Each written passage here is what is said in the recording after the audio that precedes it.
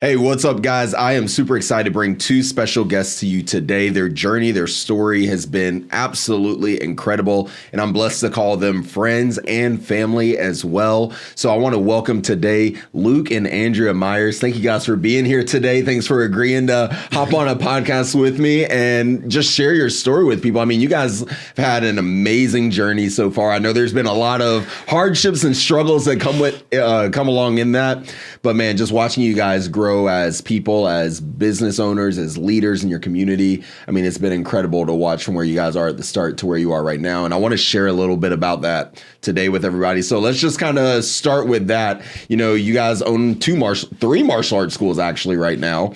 I'm assuming that probably wasn't the plan like 10 years ago, right? So I want to kind of start there and just talk about how you guys got into, a love for martial arts and how that kind of shaped from just a passion for the actual activity to now, hey, let's go take this and create a business out of this and be able to impact more people. Obviously, you guys know Aaron. All of us are friends and family together. So let's just kind of start there. What kind of sparked the interest to go from this passion to now making this a business?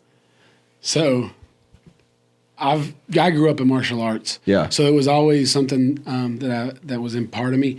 And even as like a teenager, I wanted to have my own studios. Yeah. Or a studio back when I was a teenager. And then I got out of it for various reasons. But as I got older, my health was not that great. So I got back into martial arts for the health benefits, because it was still a passion, but I wanted the health benefits.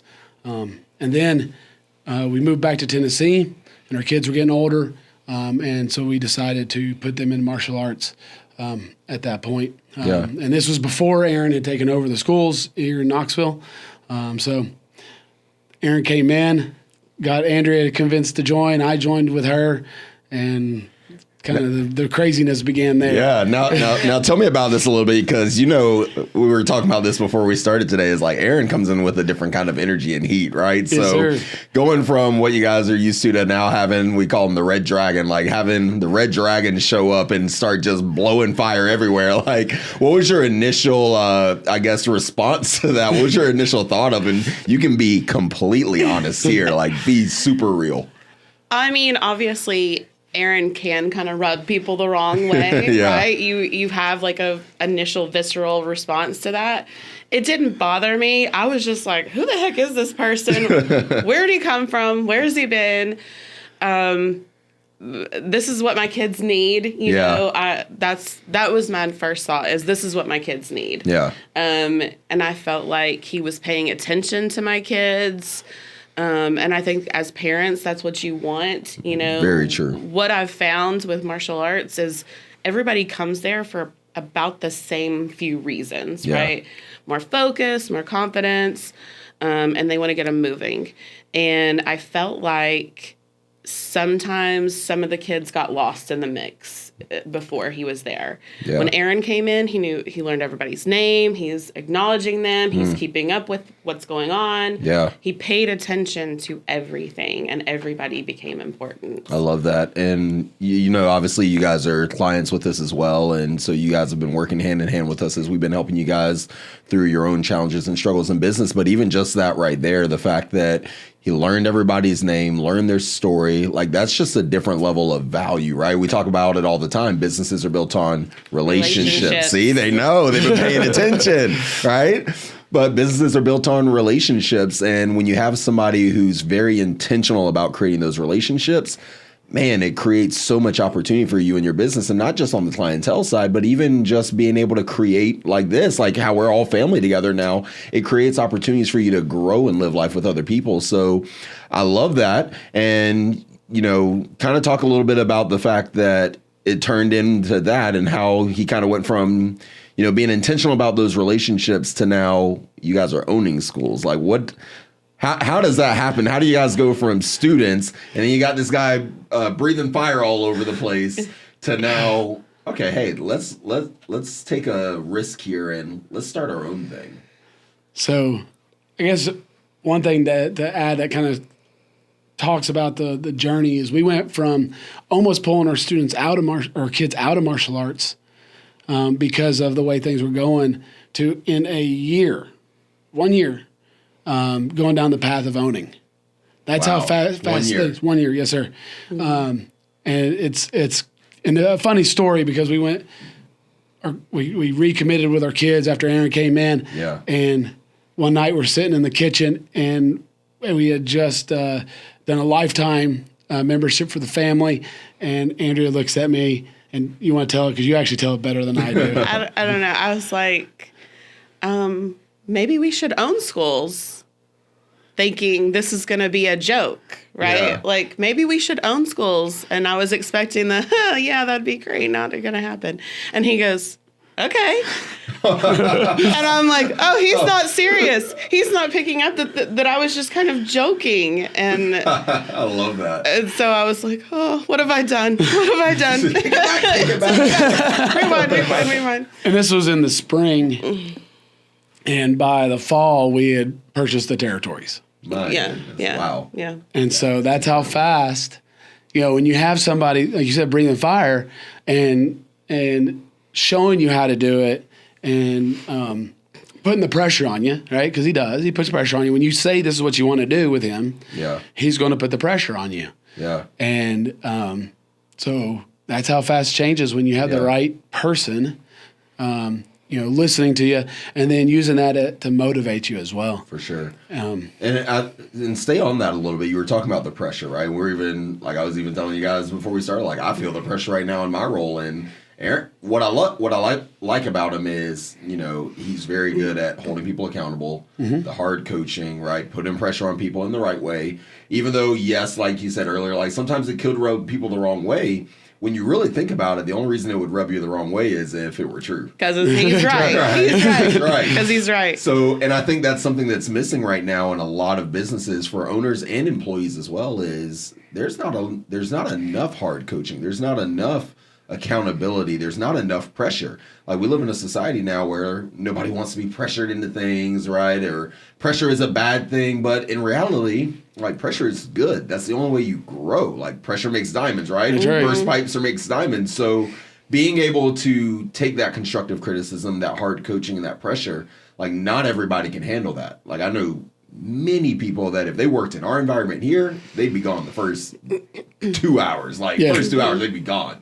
Right? Because there's a lot of pressure that goes into that. So how do you, because I'm not sure if you guys have always been able to handle that kind of pressure. I don't know. Right? How do you adapt to being able to handle that and not take it the wrong way and be able to actually take in the advice that you're getting? That's a great question.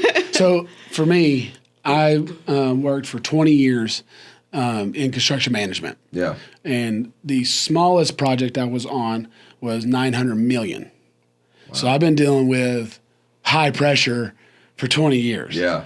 And so it fits well with me to begin with. Yeah. So I spent, like I said, the first 20 years of my working life in high pressure on big stuff. Yeah. And when we first made this decision to switch, I was managing a couple $1 billion worth of construction work. Woo. So to me, the pressure is a good thing. Yeah. It works, and it works well with me. So I love that.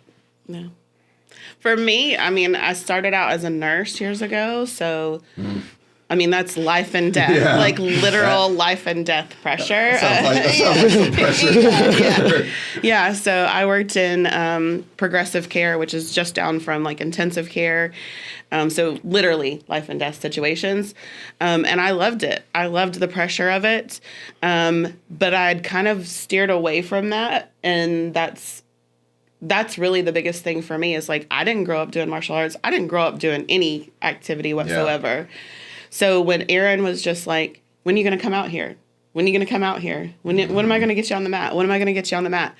And I finally did. I was just like, I don't know if I can do this. Yeah. I was incredibly overweight. Like the most fit thing or active thing I ever did was carry the laundry upstairs. That's just kind of like where I was. And so I was really surprised at what happened to myself on the mat. Yeah. And I would go home and I would cry in the shower. And I'm like, why am I crying? And it was because I was changing. I was transforming. Yeah. You know, the pressure was coming at me at a different way. It wasn't me under pressure having to perform for somebody else. Yeah. It was me under pressure having to perform for myself. And so I love that. It wasn't me having to perform under pressure for someone else. It's performing under pressure for myself. That's huge. That's a different perspective there. I think we all get caught up sometimes. Like, I'm a people pleaser. Like, I really am. Like, I want to make people happy. I want people to have a good image of me or whatever. I don't want to upset people. So it's hard for me sometimes to be a hard coach for people and be accountability because I don't like rubbing people the wrong way. So that's something I even struggle with sometimes. So understanding that, you know, you need to not only be able to have pressure on yourself, like, I want to make sure I phrase this the right way. Like, going back to what you said with having the pressure on yourself that way, like, how do you start shifting into that perspective there where, hey, I'm not doing this for someone else. I'm doing this for me. Like, when you step into that, like, that's a different shift there, and that's hard because we're our own worst enemies.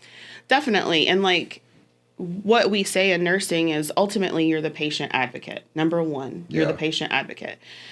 And I definitely feel like that's kind of like my gift, who I am is I'm an advocate. I'm an advocate for my patients. And then when I had kids, I was advocate for my kids, and our kids have special needs, and I had to really become a big advocate for them. Yeah. And then I started coaching other people on how to be advocate for their special needs kids. Mm-hmm. And so that's what I found out. Luke had some chronic health issues. I became a big advocate to speak up for him. So I have no problem being that big voice, being the pressure for somebody else. But I really struggle at being like, I matter too. Like that, I'm important. So for me, I just kind of had to say, okay, you need to advocate for yourself. Yes. Be good at that. You're good at that, so go be good at that for yourself. And it's still a struggle. Yeah. How do you make sure that you don't accidentally turn that into a negative though? Like, you take that pressure and it gets down, like it forces you to like get down on yourself. Like, how do you navigate through that and try to avoid that? It's definitely, it does happen, like negatively wise. Like I do get down on myself, but that's really because I feel like I don't matter. Like it's imposter syndrome kind of thing creeping in too much. Yep. And I let that voice get bigger.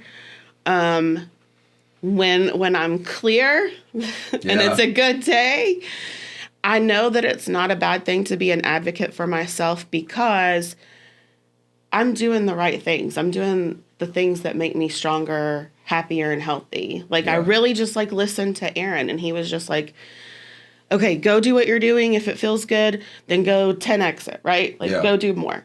So then with training with martial arts, we started training at the gym and lifting weights. I found out I'm really strong. I am really strong. I currently have the... Come on. I know. Go ahead and brag on yourself right now. I am the... How do you say it? The strongest female squatter at our gym right now. How much? How much are you squatting? 255. Dang.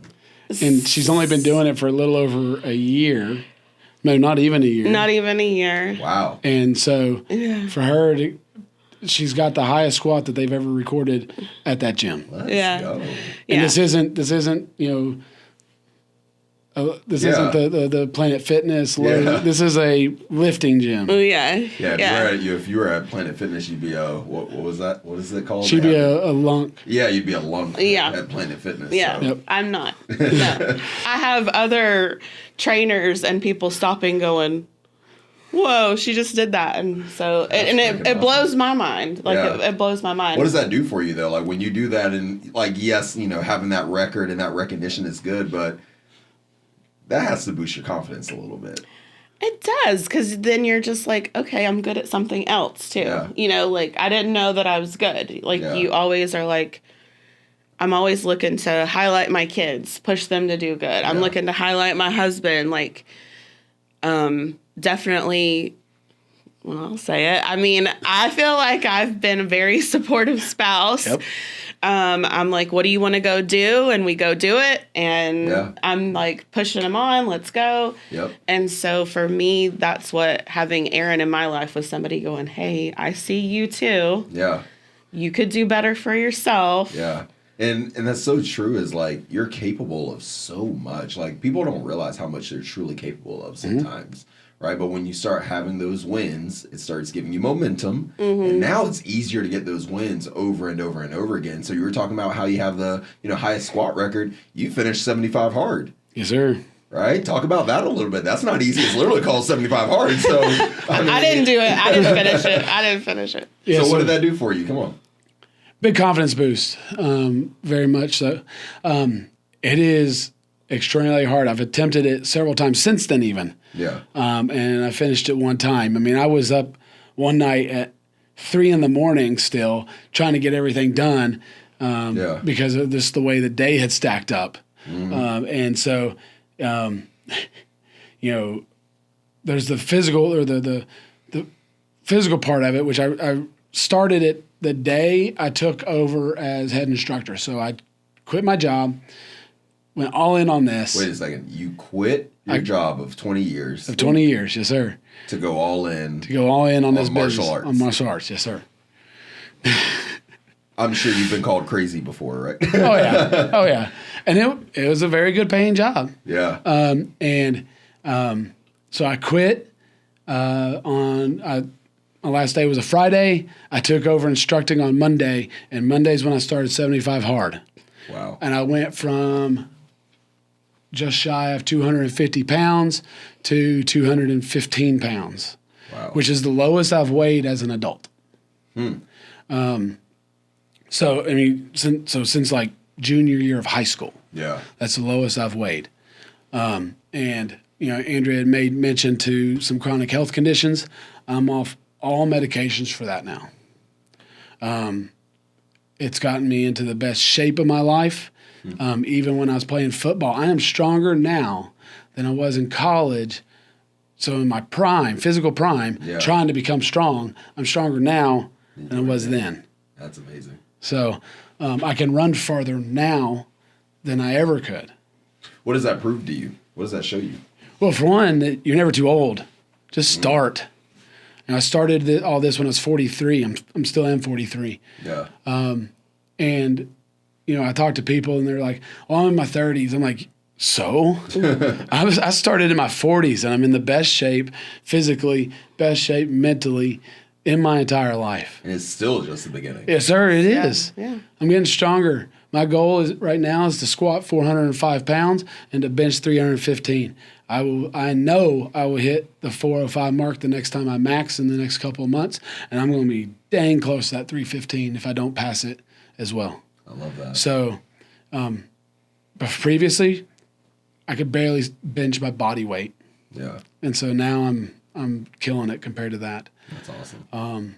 It's given me more confidence to be up in front of people as an instructor, because part of it is I was living the product, right? I was living what I was telling these kids to go do. Yeah. You need to be physically active. You need to be practicing. You need to take time to do this. But if you're not doing it yourself, you're a hypocrite. That's right. Hypocrite, yeah. I mean, like, that's so true. Even for business owners, like, you're going to tell your staff to do something that you're not willing to do yourself. Yes, sir. Like, how do you expect your staff to be great if you're weak as a person and as a leader, right? Like, correct. I see this all the time that, great staff or great people don't want to work for, like, bad leaders or average leaders. Like, it's so true. Like, you're gonna require your team to do something, you got to make sure that you're willing to do it yourself. If you're gonna push your team hard, coach them hard, hold them accountable, back to kind of like what you said, like, you've got to hold yourself to that same standard, to that same pressure as well.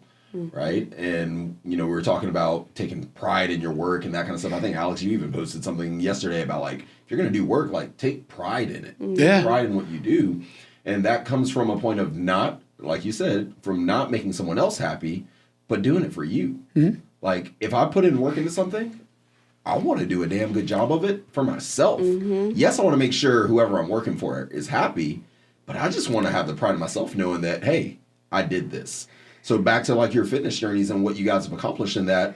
Like, yes, I'm sure there are a lot of reasons of why you even started those journeys. And obviously, like, part of that is probably because of the impact you guys want to have on your kids and the example you want to give them. Like, I'm sure that's part of it. But if we're real honest, you did it for you. Yes, And that's sir. okay. Like, it's okay to be selfish that way. Like, it's your life. You've got to live it. Why not make it the best you can make it?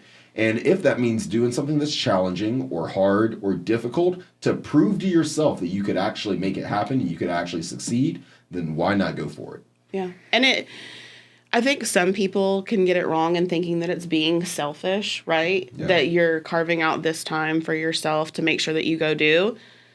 But what you ultimately find is you become selfless. Yes. Because you're better able, you're in a better position to help the people around you. That's very true. I've started working with that a little bit recently. Like I wanted to become a better version of myself and everything. And, one of those things for me is like my morning routine. Like we have a job now, like we have a life now where like so much of my time is spent helping other people and all this. Like I neglect myself. So I started thinking about, okay, how do I get better at this? So now I'm forcing myself to wake up earlier every morning, and I let my wife sleep. So I wake up, let Emma stay asleep, and I go make my own coffee, do my goals, do my education for the day. I go to the gym, let her stay in bed. I go to the gym, get my workout in and everything. And then when I come back home, I'm able to focus on her. Like what happened before is I would wake up a little bit later. She would wake up around the same time. I'm trying to cram all this stuff in and everything. And it's like rushed. I've actually found myself being better for her now when I've been selfish for myself in the morning. I spend the first 2 hours of the morning on myself, and now I'm actually better for my wife when I come back home. Absolutely. And it helps our relationship, right? So I think in order for you to improve yourself and the people around you, you do have to have a level of selfishness. You do. And not in a bad way, but in a way that, hey, if I pour into myself first, I'm going to have more to be able to pour into my people. That's exactly what I was going to say is if you have to take time for yourself, because if you don't, and I did this for years, I did not take care of myself. Yeah. And it was hard for me to give to my employees or to do anything. Yeah. And then so when I started back into martial arts, even before it was with Aaron, started making improvements there. Yeah. But then once we got into it with Aaron and we're harder into it as a family, going in, pouring into ourselves, I became a much better leader. Yeah. Very, very honestly. I went from struggling to deal with the challenges of leadership because I had a very, very large organization. Yeah. To being a significantly improved leader of that organization. And so it makes a huge difference. It does. If you take the time to pour into yourself first, because then you, like you said, you have more to give. Yeah. You've built that muscle. You've got more to give now because you took the time for yourself. Yeah, very true. So how has it been challenging for you guys now? Like you're pouring in yourselves now so that way you can be better leaders. But now you're in a position where you're being leaders for leaders even now, right? Like you have your team and your staff that are influencing others, right? They have an impact now in the community. Probably not as big as you want it to be, right? Because compared to the potential of what you guys have, right? Because we're never satisfied, obviously. But how is it different now being a leader for the leaders? Like, you're already parents, so obviously you're a leader for your children. You're teaching them how to become leaders, but they're growing into that role. But now you have people on your team that actually, quote unquote, have that title, and you've got to pour into them and get them to have that same passion, that same fire, that same intensity, that same pressure and discipline for themselves and accountability for themselves that you guys have for yourself. How have you found that being challenging? Remember, be real and raw. So it's definitely hard. It's definitely a challenge. Not everybody grew up the same way we did. That's true. Right? My dad was very hard on me. Yeah. Pushed me pretty hard. And that may be another reason why I don't shy away from being pushed hard. Yeah. But not everybody grew up that way. And so they don't have the same skill sets, knowledge, or even drive that you do, or that we do. And so we got to push on them and love on them hard, but at the same time, we have to teach them Yep. Right? Simple things of even just teaching people how to use a calendar. Yeah. That. Not everybody knows how to do that. Or write a postcard. And when we say write a postcard, where to put the address, Yeah. where to put the Teach stamp, them how to do it. Yeah. where to put the return address, all the stuff that you would never expect. Yeah, but it goes back to your point. Nobody's teaching how to do that. Well, we learned how to do this in high school, in middle school. Yeah. And we've got college grads that have never done it. Yeah. Or definitely high school grads that have never done that. Yeah. And so we have to take a step back and start from the start. Got to start way back in the beginning. Yeah. On everything. I think that's huge though, is understanding that, hey, you want your people to be at this certain level. And look, we're not talking bad about anybody because it's true. Like this is a problem across the world right now when it comes to staff. Like look around the world right now and look at how many businesses have poor staff or have staffing issues or have troubles with their teams. Like it's all around the world. Like it's not the one specific industry or anything like that. Like everybody's dealing with this. All the way from your small businesses to your major corporations. Everybody's having this problem, right? So with that, as the leader of that, having that ability to be able to understand that, hey, I want my people to be at this level. I understand and I know they're not there yet, but I'm going to love on them hard. I'm going to coach them hard. I'm going to train them hard until they become the version of themselves they need to be.